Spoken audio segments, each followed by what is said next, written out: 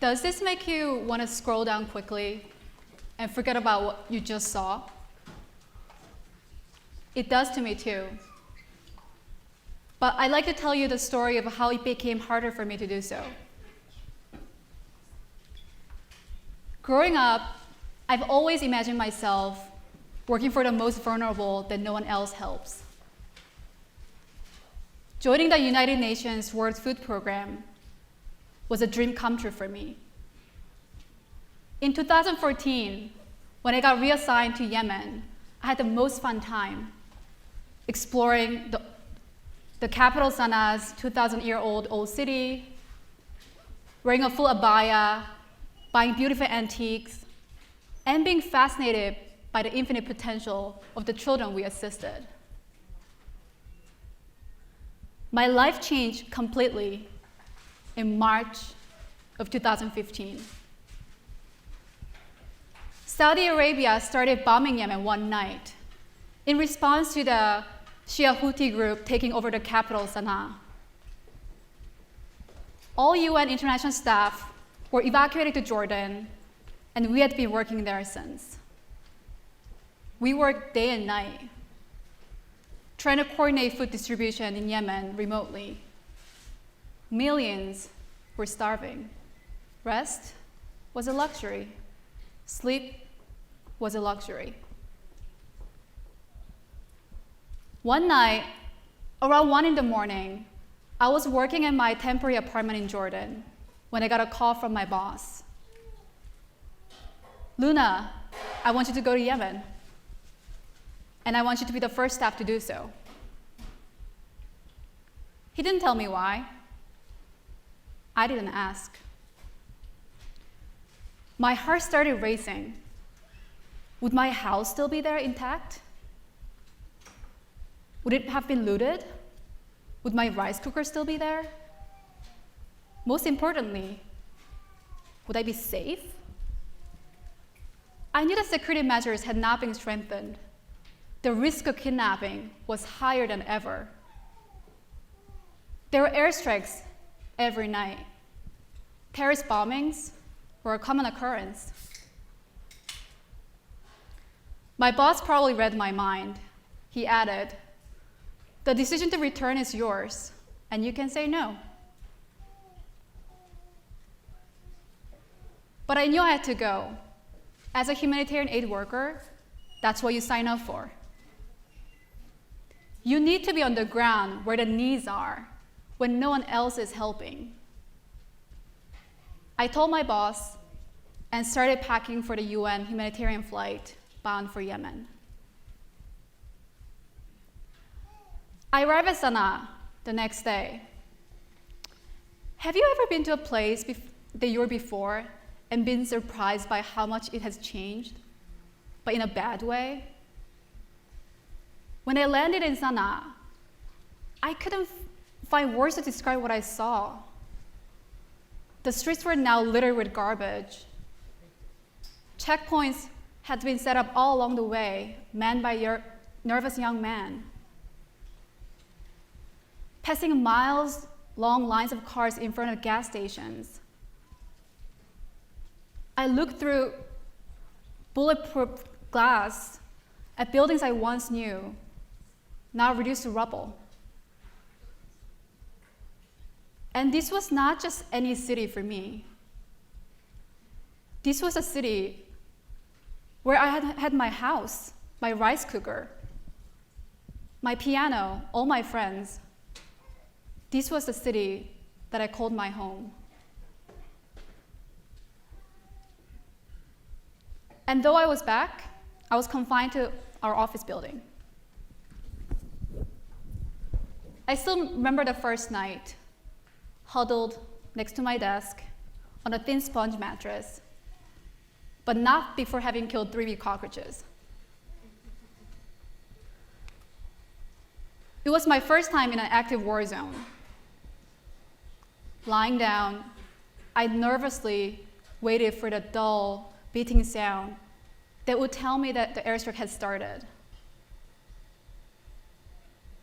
The fear you feel the moment when warplanes flying low pass over you was something that I had never felt before, and certainly something that no one should ever endure. My personal fears aside, I immediately realized that my decision to return to Yemen was right. The World Food Programme's mission is simple. We want to end hunger. But how, let's imagine for a second, how easy would that be in a war zone? Heavy ground fighting and airstrikes cause massive displacement around the country. Yemen faced a de facto blockade. Many markets were running out of food. Streets were empty because of fuel shortage. Electricity and running water were long gone. It was then estimated that 11 million people were food insecure, nearly double the size of the population of the entire state of Massachusetts. Now imagine, the entire state of Massachusetts did not know where its next meal was coming from. And now imagine, you have less than 200 staff to feed all those people. Bringing fuel and food was one challenge.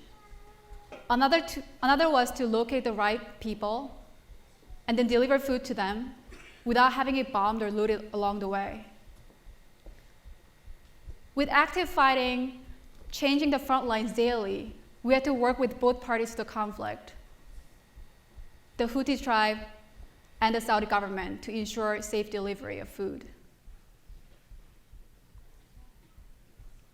In the end, I left Yemen safe and sound, without having to have my family open my last letter to them, or having to use my proof of life questions prepared in case of kidnapping. Even as I'm telling you this story, I feel shamed. I'm ashamed because what was an overwhelming experience for me has been daily life of Yemenis for the last 2 years. The challenges we face helping Yemenis in need is nothing next to what they had been going through every single day.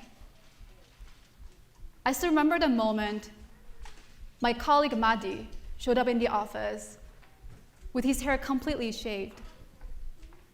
There was no running water in the country.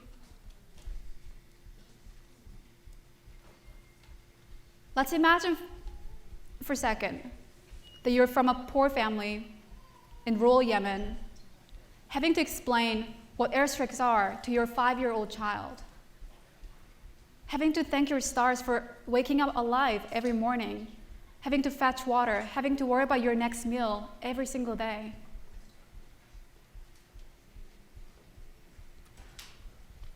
Humanitarian aid is a Band-Aid. And we humanitarian aid workers risk our lives just to provide that Band-Aid. But despite all our efforts, the situation has gotten worse, with 17 million people now in desperate need of food. Deep frustration hits us when we realize that without a political breakthrough, there's no end to our work. We all know that putting a Band-Aid on the problem is not a solution. So what is the solution? I see the answer in you. We all came to the Kennedy School to make a difference. Coming here, we all ask ourselves what we could do, what service meant to us. But I'd like to ask how much we think about, how much we talk about humanitarian crises like Yemen, and how these are connected to other policy areas we care so deeply about at the Kennedy School. So I'd like to urge all of you first to simply pay a little more attention to the many forgotten crises in the world. Yemen, Nigeria, South Sudan, Somalia, the list is long. And even when we do talk about them, how much do we inhabit the lives of the people who are most affected? Do we not often forget about the people who would bear the burden most when we talk about foreign policy interventions? Do we not often reduce things to a negotiation game, forgetting human suffering? In Harry Potter, Dumbledore tells Harry, it is our choices that show what we truly are, far more than our abilities.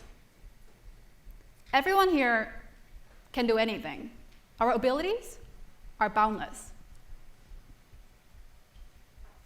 But the question is, what would you choose to do? I chose to be a humanitarian aid worker. And the vulnerable lives that I've met and witnessed that I can never forget are what keep me going. Because I want these boys that I met in Yemen before the war, not to lose their smiles and their potential. As we go off to make a difference all around the world, during the summer or after graduation, I would like you to take this away with you today. By all means, look at the policies and politics and the interests and strategies. But don't lose sight of what is most important, the people. In all their suffering, their pain, and their infinite potential. Thank you very much.